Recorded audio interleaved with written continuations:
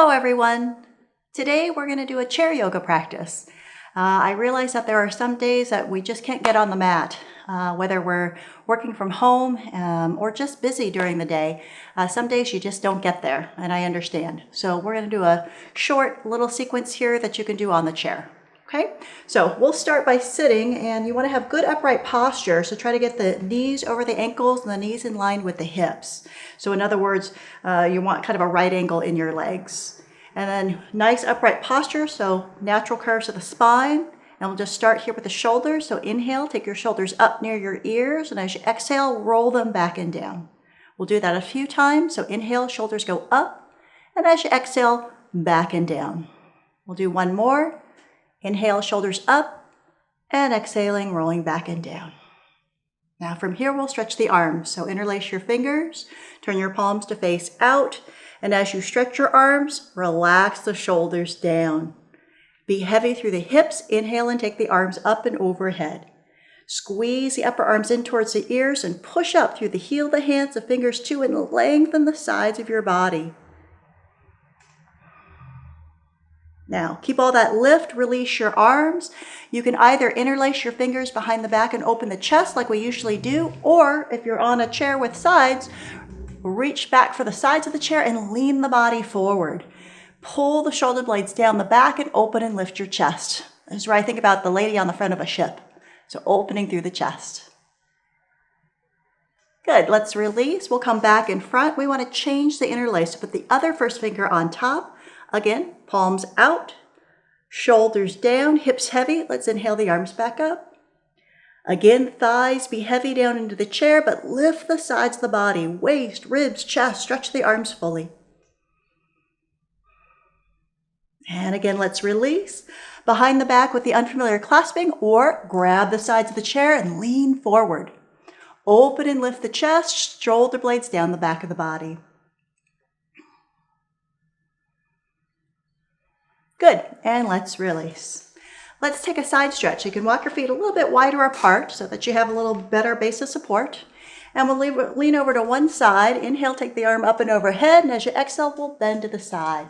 And you want to keep the hip really heavy down into the chair as you use the arm to pull the rib cage away from the hip. Good, let's release. We'll do the second side. So inhale, second arm goes up. As you exhale, we'll bend to the side. Again, keep the hip nice and heavy, but use the arm and pull the rib cage away from the hip. Good. We'll release. We'll do the side stretch one more time. Hip stays heavy, arm goes up. As you exhale, bend to the side. And now keeping the side of the body nice and long, little rotation open towards the ceiling, abdomen, rib cage, and chest. Good. And let's release. Same thing, second side. So again, inhale, arm goes up, exhaling, bending towards the side. Hip stays heavy, side of the body gets to stretch, and then that little bitty rotation open towards the ceiling. Good, and let's release. Now we'll take a little bit of a twist. You can choose to just twist here in your chair, depending on what kind of a chair you're sitting on, or you could walk your feet all the way around so you can use the back of the chair for some help. So hips heavy, lengthen up through the spine as you inhale, turn as you exhale. We'll work our way up the body through the rib cage turn, and up around the shoulders, upper part of your back turn. Next breath, inhale, lift up, and exhale, release. We'll change sides. So again, knees over ankles, feet flat, lift the spine up, inhale. As you exhale, rotate towards the side. Again, up the body, lengthen through the ribs and turn. And then again, up around the shoulders, upper part of your back turn. Next breath, inhale, lift up, and exhale, release the twist. We'll come back around to the front.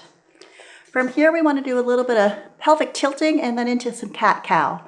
So if you want to put your hands on your hips so you can feel where you are in space, you're going to rock your pelvis back, lower back rounds, abs contract. When you rock your pelvis forward, abs let go, and the pelvis tips forward. We'll go back, rounding, and rocking forward. Now we can add arm movement. So interlace the fingers, Rock back and round the back, chin down to stretch the upper back. Then hands down to the knees, rock the pelvis forward, shoulders away from your ears, and open the chest. Again, interlace, round back. Inhale, hands to the knees, rock forward, open through the chest. We'll do one more. Round, pushing out through the hands, stretching the upper back. Hands to the knees, rocking forward, open, shoulders away from the ears. Good, and then we'll release. Now moving down, we'll do into the hips.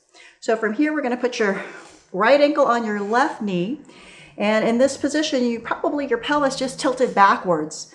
So what you want to try to do is tilt back towards a neutral pelvis, and then think about the thigh bone itself dropping down towards the floor. If you'd like a little bit more stretch, lean forward at the hip. Try not to round your back. And we'll inhale and come back up. We'll release and do side two. So left ankle on the right knee. Again, sitting up nice and tall, trying to tilt that pelvis a little forward, dropping the thigh towards the floor. Again, for more stretch, you can lean forward at the hip. As much or as little stretch as you need for this hip. Two sides might be different. My right side is definitely tighter. Terrific. We'll inhale and come back up and release the leg. Now, I want to do a little bit of work with the feet as well. Since we're not going to do a lot of standing today, it's a good idea to still get some circulation down there. So if you have a tennis ball at home, you can certainly do a little foot massage with that tennis ball. You can get it into the arch, into the ball of the foot, into the heel, wherever it feels good for you to roll that ball around. Okay, not meant to be a torture ball, so certainly don't torture yourself with it, but get some blood flow down into the area. Now, if you have that tennis ball, you can just continue to rub on it. But if you don't have a tennis ball, there's still good things you can do. So we can interlace fingers and toes, just like we normally interlace the fingers, the webbings of the fingers tight. We want to see if we can interlace the webbings of the fingers down into the webbings of the toes. You may need to use your other hand to peel those toes apart if there's not a lot of space in there. Once you get the fingers inside of the toes, you want to move your fingers around while they're inside the toes. Get again some movement down into the muscles of your foot. If you want to move the whole foot or the ankle, that's fine too. But again, trying to get some movement down into the toes themselves. You could also do a little foot massage with your other hand if you prefer, if you don't have that tennis ball at home. But again, something that feels kind of good to you. While your fingers are inside of your toes, I want you to try to spread the fingers nice and wide inside of the toes themselves, making space. We're going to go ahead and release and do the second side. So again, fingers and toes, trying to interlace webbings of the fingers right down to the webbings of the toes. And again, getting some movement to happen. Moving your fingers around moves the toes around. Again, if you want to, you could do a little bit of massage on your foot with your other hand if you prefer. Or again, tennis ball works great too.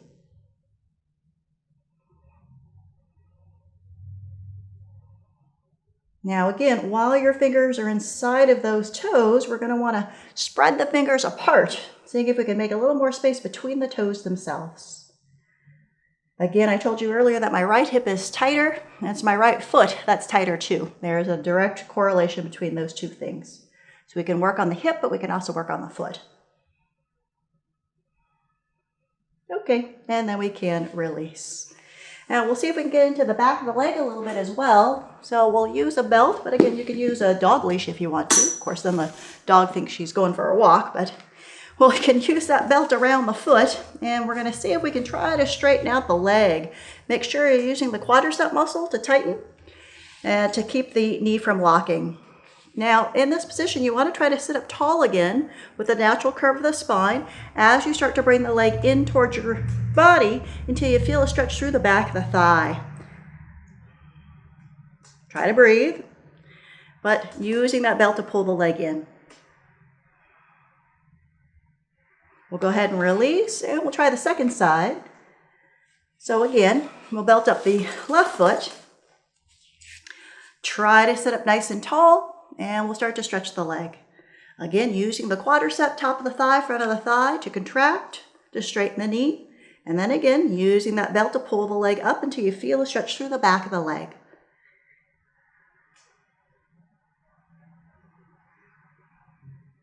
Good. And let's release.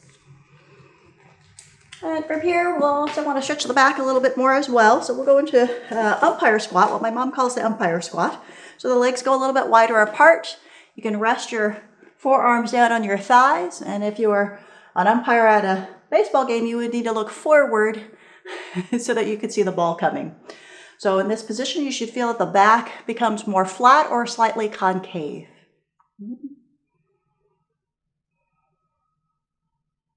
Then from here, we're going to go all the way down, sort of like a child's pose, or if you will, in the chair. Okay, so we can go forward, release your head and neck, and let the back round.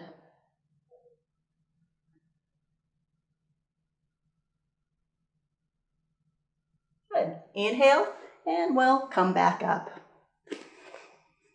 Now, we could be finished with all our seated things, but I'd like to do a little bit of a dog pose on the chair and then also a hip flexor stretch. Because again, if you've been working from home, you're sitting quite a bit, your hip flexor is going to be a little tight. Okay, so we'll want to make sure that your chair is secure.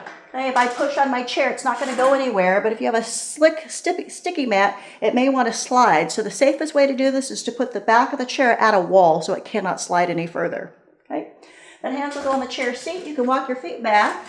Feet are going to be about hip width apart. Toes in, heels out. Pull up on the quadriceps and start to pull the thighs back, lengthening the sides of the body here. Couple easy breaths. Legs should stretch, sides of the body should stretch, shoulders should stretch as well.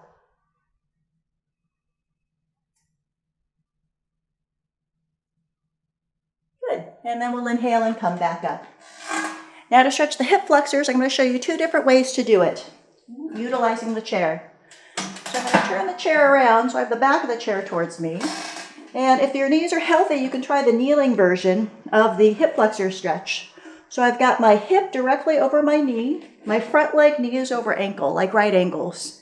And then I'm just going to use the chair for a little support so I don't fall down. And what I want to do is do pelvic tilt. So if you watch, I'm going to take my tailbone down, squeeze the buttock, as if I could push the buttock forward into the groin. I've already got the stretch through the front of the hip. So I can hang out, breathe, and let that front of the hip stretch. And then release. Do second side. So again, kneeling leg, hip is directly over the knee, front leg, knee is over the ankle. Last thing also, foot should be in line with the knee of the kneeling leg. Again, I'm going to keep my chest lifted. I'm going to do pelvic tilt, so I'm going to tuck the tail, squeeze the buttock forward. I can feel the stretch through the front of the hip.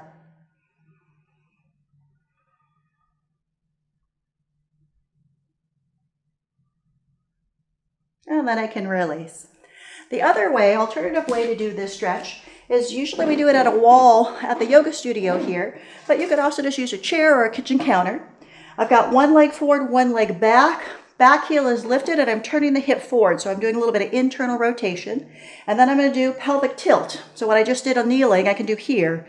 So again, watch. I'm going to take the tailbone down, squeeze the buttock forward into the groin. I've already got some stretch in the hip. If I want more, I can bend my front leg. It's like a lunge. Okay. Couple breaths. And then I can release and do side two. So again, 1 foot forward, 1 foot back, lifting the back heel, turning the hip towards the chair. Pelvic tilt first. I've already got the stretch. I can bend the front leg for a little deeper stretch. Okay, as much or as little as you like. But keep your abs tight, buttock on. Feel the stretch of the front of the hip.